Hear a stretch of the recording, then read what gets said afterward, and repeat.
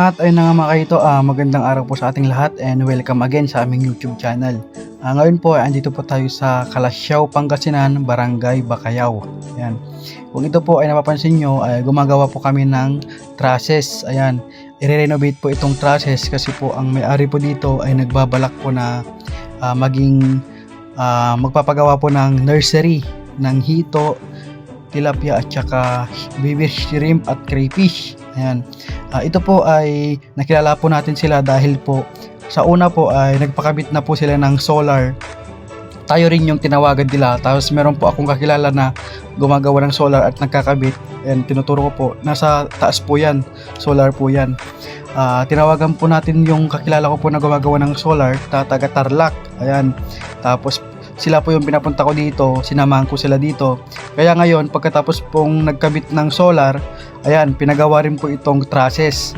Kasi ang gusto po ng may-ari ay wala na po silang babayarang kuryente. Ayan. Ang kinabit pong solar dito ay solar na ay 110 po na panel.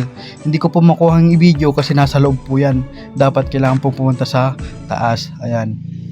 Ang balak po dito ng may-ari po mga kahito ay mayroon po kasi siyang kakilala doon sa Bulacan at Pampanga na kaibigan niya at kamag-anak niya na source ng mga hatchery. Ayan. Sila rin po yung sinabi ko po dito na pwede po silang kumuha doon para ipunta dito yung mga fingerlings at palakihin dito. Meron po silang earth pan sa likod, 6 po yan na 20 by 20 meters. Ayan, doon po sa likod yan. I-update ko po kayo palagi mga kahito sa mga mangyayari po dito pagkatapos ng trusses. I-update ko po kayo. Tapos next na araw po ay paggagawa na po kami ng concrete na 2 by 4 meters.